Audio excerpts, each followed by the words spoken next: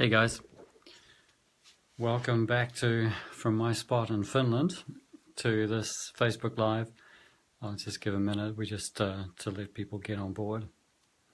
So thanks for those of you who've come on board the last couple of sessions and added comments and questions. It's always great to get some help. Welcome, Adrian. How's Sydney treating you today? It's hard when you can't actually converse in this way, but you can always add a comment. So good to see you. So we're just pretty much right on time. So I'm just going to begin. And I begin usually with a recap.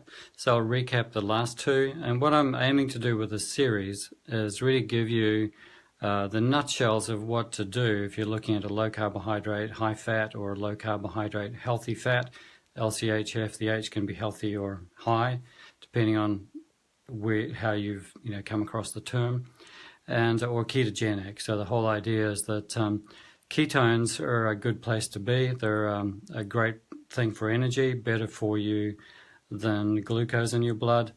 And so it's about learning to shift your fuel sources, your day-to-day, moment-to-moment fuel sources, from primarily burning sugar to primarily burning fat. So the ketones come from the breakdown of the fat.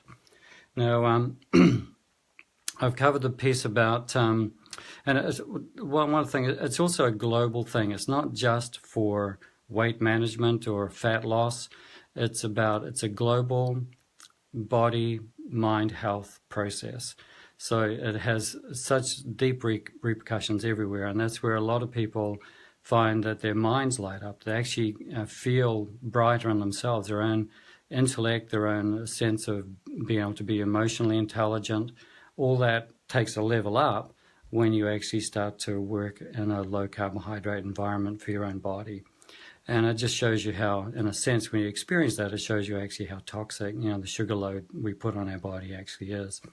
I've got some notes here I'm looking at, and I need some water. Today's, now let me just back up again. So we covered those things. We said that carbohydrates are the first one to get a handle on. And the best way to do that is to start working with under 20 grams of carbohydrates, net carbohydrates, so you can take the fiber off per day. And I've covered in video 1 what that is, about what that looks like. And then if that doesn't work, then try 20 grams total. So include the fiber when you're actually measuring your carbohydrates. And fiber is just it's a carbohydrate. It's just called a non-digestible carbohydrate, so it doesn't turn into sugar that easily in your body. So although some bacteria can do that in your gut, so then you can get reabsorbed as sugar. So that's one reason why fiber, it tends to be a low fiber diet, not a high fiber diet. And then if the under 10 doesn't work, and then you might have to look at going if under 20 doesn't work, you might have to look at going under 10 grams of carbohydrate. Particularly, I hate to say it, for women, they have a harder, if you're a man and a woman doing this together, the man will have an easier time with this. And it's just one of those tough things that happen. And some women have to go down below 10 grams of carbohydrate a day. Men under 20 is usually enough. And so it's just one of those things to accept about the differences between a man or a woman. And sorry, I got nothing to do with that. The next thing was protein. We talked about protein on the last section.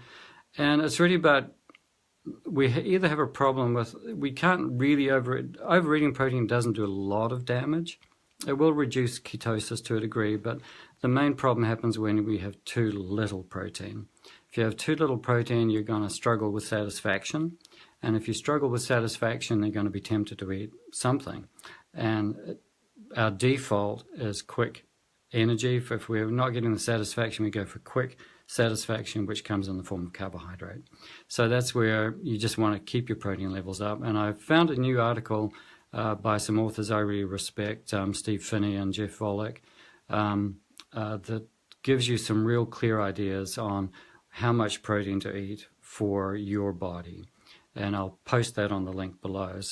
But the main idea is to eat protein to satisfaction, to bring your carbohydrates down to below your level of tolerance. So that means that you can, when you get it all working well, you can test your carbohydrate tolerance levels by going up 5 grams a day. So say you were losing weight, you were losing inches on the 20 grams a day, and you want to see how high you can push the carbohydrates up, just try 5 grams, an extra 5 grams a day. And then do that for a week and see at a certain point you'll hit that ceiling where your waistline starts expanding. Men are easier if they use their belt buckle actually on their waist, not underneath that big belly that a lot of guys have. And then you can actually measure where actually your carbohydrate level is. And my personal one is around 20 to somewhere between 20, 25, maybe 30 is getting on the outside for me. And that's net carbs for me.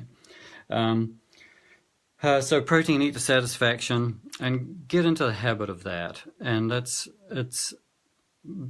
was a vegetarian for 25, 35 years, so it's a big deal to start eating protein. And I recommend, for some people they tend to eat too much protein, but that's not really an issue until you get later on, like I'm going to talk about.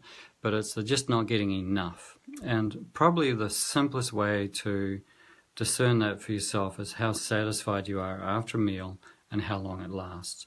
If you're below your carbohydrate tolerance and you're not pushing insulin out, then you should be able to last 4 or 5 hours from one meal to the next.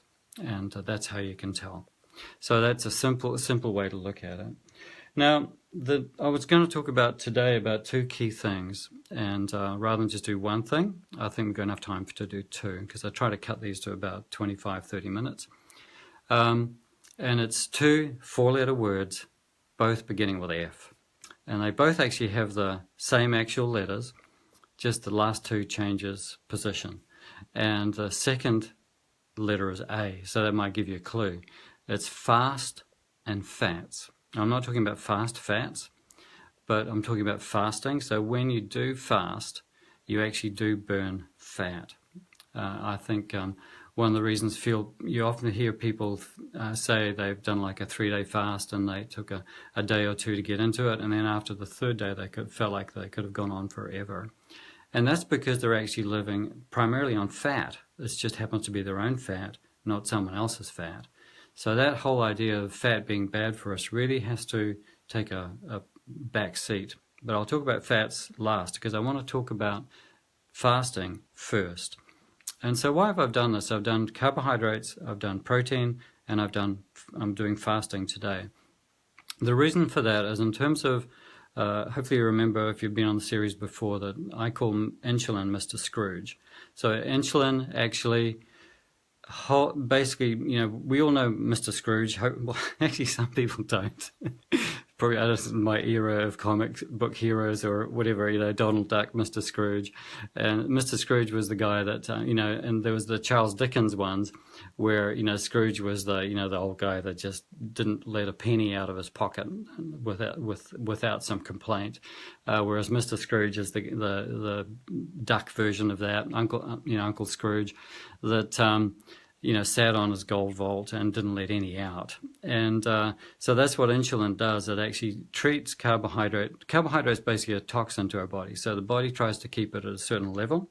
And if it gets above that, it has to deal with it. So that's why if you are giving it more than your carbohydrate tolerance level, you're actually committing the body to become an obligate carbohydrate burner, which means that it's obliged to deal with the carbohydrate because you're feeding it carbohydrate.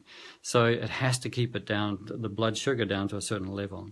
And so where am I going with that? So basically, the whole Mr. Scrooge idea is that the Scrooge has 2 functions. One, any money that comes in, he stashes it away in the bank. That's like insulin putting, the carbohydrate away in the fat banks, changing it to triglycerides and storing it as fat.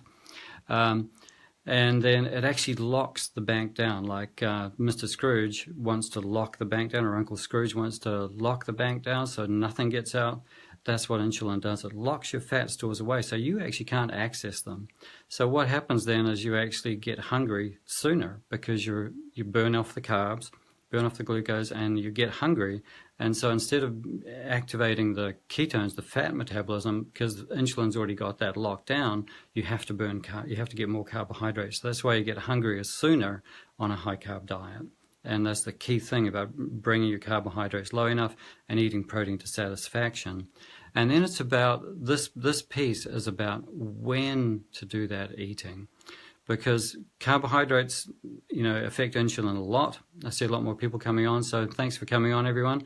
Enjoy the talk. I'm sorry that we can't, this isn't one of those talks we can actually have a discussion with, but if you have any questions, I'll see if I'll scroll through afterwards and see if I can get to them and answer them. So carbohydrates affect insulin a lot, protein affects insulin some, but any kind of eating, even fiber, will increase insulin. And so one of the simplest ways we can decrease insulin is by not eating. So that's why we call it fasting. And one of the simplest ways to fast, you can do like 3-day fast. Some people before they start a change in their lifestyle diet, like shifting into a low carb, high fat or a ketogenic diet, they'll do a day of fasting just to ease them into it or just prepare them for it. I don't really know if you need to do that. For me, it's more about you're not trying to eat in a particular way to get a particular result to then go back to what you thought was normal or what you think should be normal. It's about recreating a new normal and finding out actually what is normal for your body. And part of that is looking at when you eat.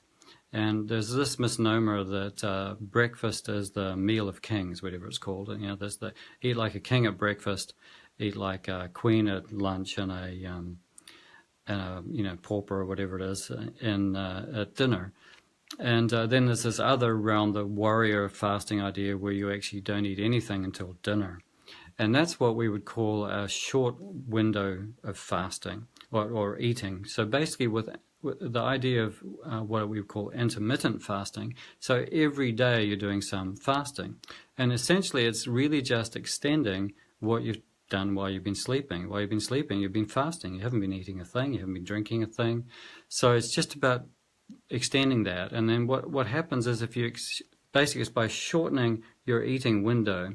So for me, like I've been awake since 7:30. This is what I've had, since then, just some water. This is probably my second glass. And I probably won't eat till somewhere between 11 and 12. This is 10:15 now. And so then I'll stop eating. The idea is to stop eating, say, 3 hours before you go to bed. And that's a challenge for me. I was brought up on cookies and hot chocolate for Oreo was Horlicks at that time, I think, as a kid. And so I still like to have something. So I'll tend to eat around about, somewhere between 5:30 and 7. And I'll have a little something, but I tend to make it a high-fat something, and it's small, so it impacts my insulin less. I'll probably be at least 2 hours out of bedtime when I do that. I can do 3, but it's not an easy thing for me just because of my personal habits. And we all have personal habits we have to figure out and work around.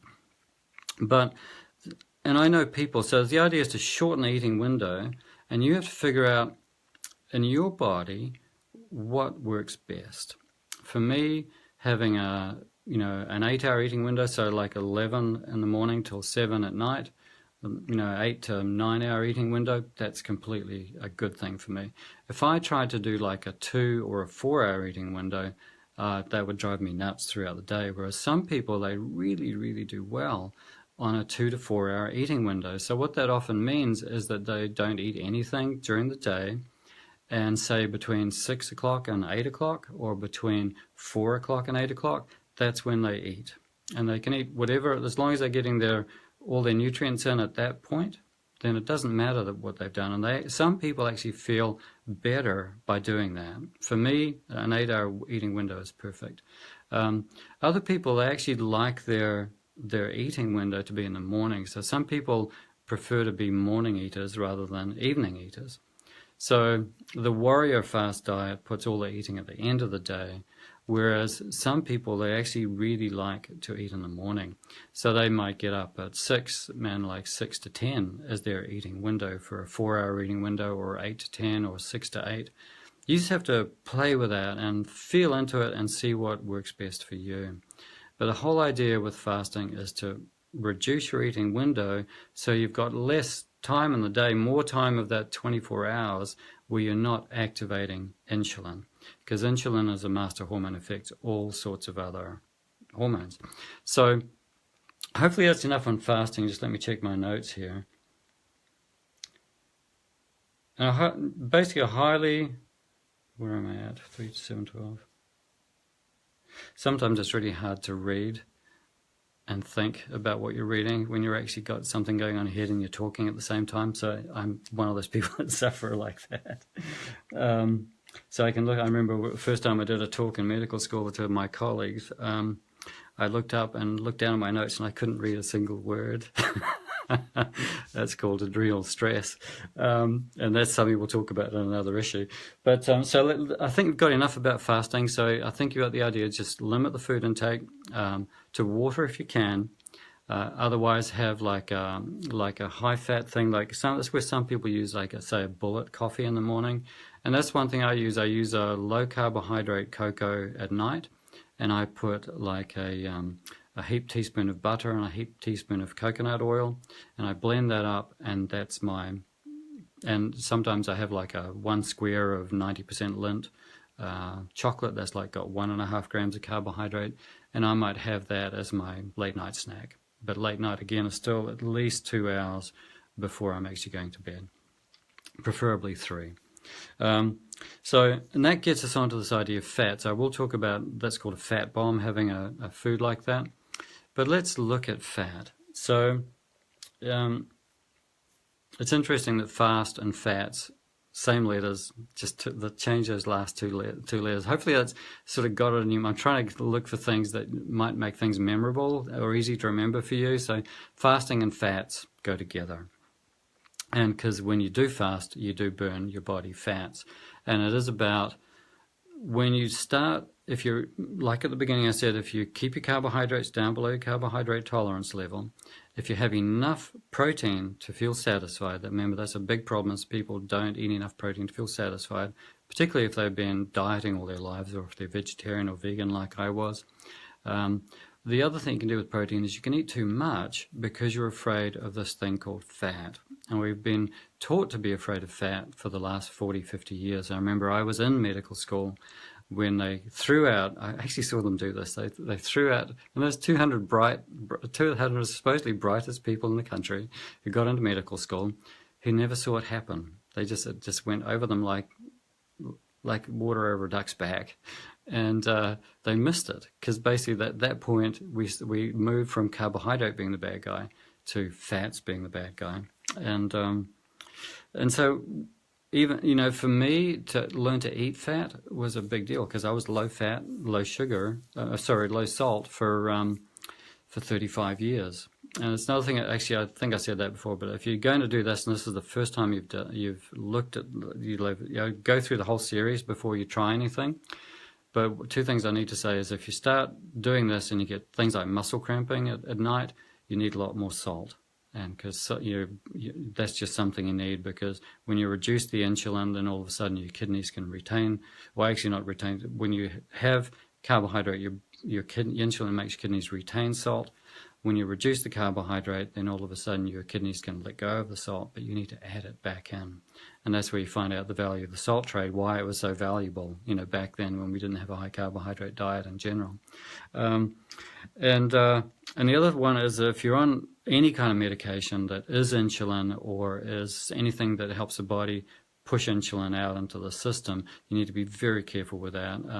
You need to check your blood sugars, because you don't want to push yourself into the hypoglycemia by dropping your carbs but keeping your insulin up, and then the insulin drops the blood glucose, and then you have problems. And if you've been diabetic, you'll be warned about this, you'll know about it. Talk to your doctor if you need to. Hypertension is another issue that can, if you're on antihypertensives, drugs to drop your blood pressure, then if you drop your carbohydrates, more often than not, you'll see your blood pressure come down. But if you haven't talked to your doctor about bringing your drugs down and keeping a track of your blood pressure, then you can lead to fainting and stuff like that. And that's never good, particularly if you hit your head on something hard, right? So just a couple of warnings there, things you need to look out for if you're approaching this for the first time. And I've talked about that in my carbohydrate, session. So the thing about fats is that whole thing, low carb, high fat, is that people often think, oh, I can eat lots of fat now. Well, why are you actually doing this? If you're doing this because you're a type 2 diabetic and you're a slim type 2 diabetic, or you're a type 1 diabetic and you just can't keep fat on, then you do need to eat high fat. But if you're overweight, if you're obese, if you've got, if you're one of the, basically if you've got body fat, you don't need to eat it. You need to get your carbohydrates low enough to get the insulin down. You need to get your protein high enough to satisfy you so you're not caught up with cravings. And then you need to keep your fat low at the beginning. Why do you want to keep your fat low at the beginning, even though we're talking about low carb, high fat? It's the idea is you want that fat to come off your body. So how are you going to lose the body fat if you eat a high fat diet along with a low carb? Is you actually have to keep the fats low at the beginning. And you don't have to go whole hog and eat lean meat or anything like that, but you just have to eat normal proteins, but you just don't have a lot of extra fat in your diet. Once you start losing body weight and you start coming down to your more ideal body weight, then what you'll find is that you don't want to eat more protein to satisfy you, because that can kick you out of ketosis. You actually want to eat more fat. So that's where I'm now adding in things like, one of my favorite fats is actually coconut butter. I'm not really, I can do one coffee a day, whether it's coffee or whether it's a thing called karo, which are a roasted chicory and, a bunch of other things. Can't remember actually what it is. But it's roasted grains, and it's got some grams of carbohydrate in there, which I just count a little. It's something I can do without actually bouncing me out over my carb limit. So I can still have one of those a day, and I'll have it, or I have like a low carbohydrate cocoa, and put it with I had to do a heaped teaspoon of butter and a heaped teaspoon of coconut oil, and that's called a fat bomb. So if I have one simple way to look at it, in terms of satisfying protein, if you use your hand, satisfying protein is a palm. So if you can see that, not the whole hand, so we can do this right, but just that palm. So if you think about the 2D measurements of your palm, the width and the height, and the width and the height, and then you've got the depth of the palm. So that's, you're looking at the palm, not with the fingers, but if you had a piece of protein about the size of your palm 3 times a day, that's about adequate protein for you. So you should be looking about there. And in terms of adding fat in, if you need extra fat, then think about your thumb. So just think about, for me, when I look at my thumb, that is about 2 heaped teaspoons of something. So I'll have 2 or 3 of those a day on top of my extra meals. So that gives you an idea. When you talk about a high-fat diet, it's not like pounds and pounds of it. Although some people do who exercise a lot. I'm a low-level exerciser, or I'd say moderate.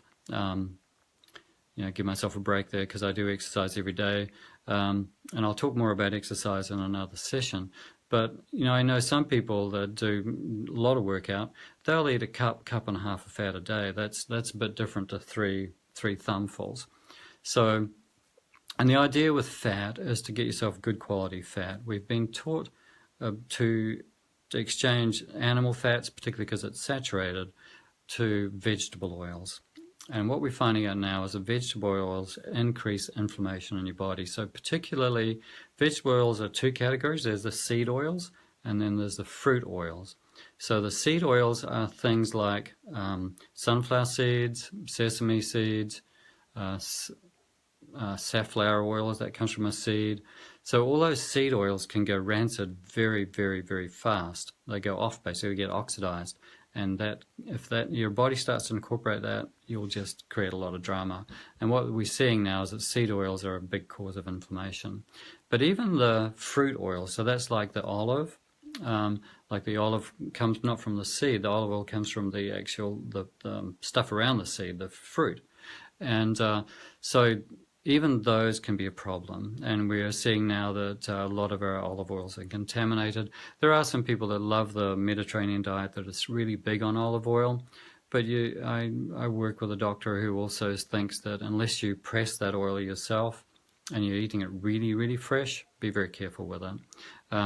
So it's about getting, and what you feed an animal affects the oils that are in the body. So if you're feeding, like fattening up an animal with grain, then they're going to have a different, body oil context than if they feed just on grass.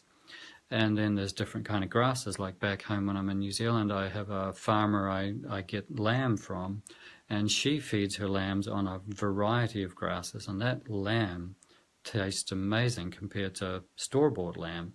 So, if I'm living in New Zealand, that's the kind of lamb I'm going to eat. But it also shows you that just because it's fed on grass, it doesn't, how's that grass brought up? So the cleaner you can get with your fats, the better. So it's not about being afraid of saturated fats. It's about getting good quality protein. Grass-fed wild fish, if you can get it in New Zealand, is great. I'm talking to you from Finland. But New Zealand is fantastic for its fish. Kahawai is called the Australasian salmon. I don't know if it was the Aussies that called it that, but that's what it's called, the Australasian salmon. And but it's still not as high as, real salmon. So don't be deluded to think it is salmon. And when you eat salmon or kahawai, you can taste the difference. And the other thing is to look at maybe getting some supplementation. And again, supplements, the fish oils can be oxidized even before they get into the capsule, which is why the fish oil supplements I use, must be coming up to time. Don't know why that was. It just looks like I'm still on. Just my screen blipped at me and told me it was about to finish. Not sure why. So I'll wrap this up anyway. But so I deal with fish oil that actually it's produced in a nitrogen-rich environment. So the oil never gets a chance to touch oxygen, even in the encapsulation process. So you have to be really careful with oils. So the main take-home point is you don't need to eat a lot of oils when you're trying to lose body weight. As your body weight comes down, the oil intake needs to go up. And at a certain point, you'll get to a right balance, and you'll figure that out as long as your carbohydrates are low enough and your protein is adequate enough to satisfy you. And if you get those pieces together, then the fat kind of takes care of itself. But then you have the choices of fat. It's getting the seed oils out, maybe even getting the fruit oils, or otherwise making sure you know your olive oil provider, and that olive oil is actually good oil. Looking at supplementation with fish oils is good, and eating high, naturally fed food like grass-fed beef, as clean as you can get it. Like I mentioned, my friend she grows her own lambs on an organic farm and has particular different kind of pasture than you would normally get lambs having. So it just works better for the lamb. And then there's the fish. Getting a wild fish is going to be better for you than a farmed fish. But again, you have to work it out with budget.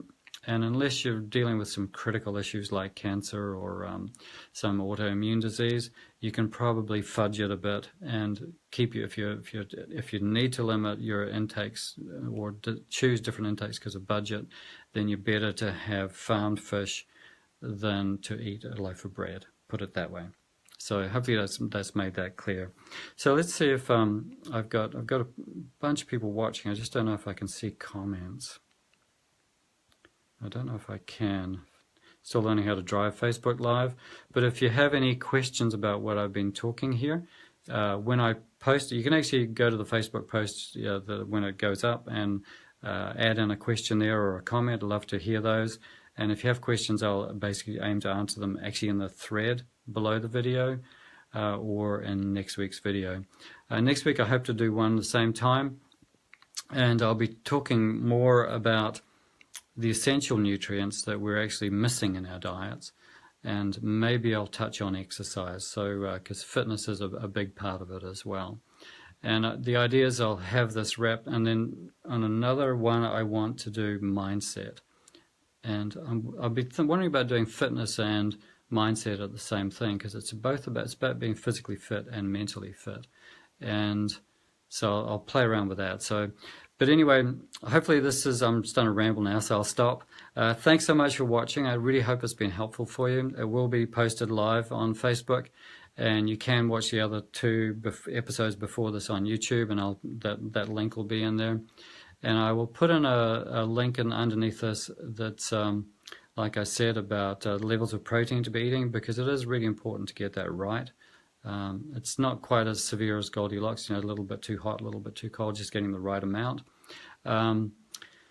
Otherwise, thank you for tuning in. Thank you for listening. Other thing I'd like to say is that if you're getting results, or if you're not getting results, let me know in the comments, and then we can acknowledge you, or actually help you start to take other steps you need to take along your journey to optimal well-being, because it is really, like I said, eating this way, it's a global benefit. It's not just about weight. I've struggled with my weight since I was 14 consciously, been overweight since I was 9, and to realize, 50 years after the fact, I turned 63 this week, that life could have been so much easier. It's both a delight and it hurts. It's just, I wonder about the stupidity we've been through over the last 40, 50 years, and I'm doing my piece to help us all get over that, so we can move on with our lives and just go about enjoying ourselves. Okay, thanks for tuning in, guys. Bye for now. I'll give you a little brief look at my window to say goodbye with. We've had, about 7 glorious days after about 2 weeks of just cloud. Couldn't see the sun at all. And this is Finland at the depth of winter. Gorgeous. There's a joke. It says, what does it say? It is actually minus 12 when I started this talk. It's minus 9 now. And it says, for the Finns, minus 12 is actually not bad. On that note, I'll sit back. And thank you for tuning in, guys. Bye for now.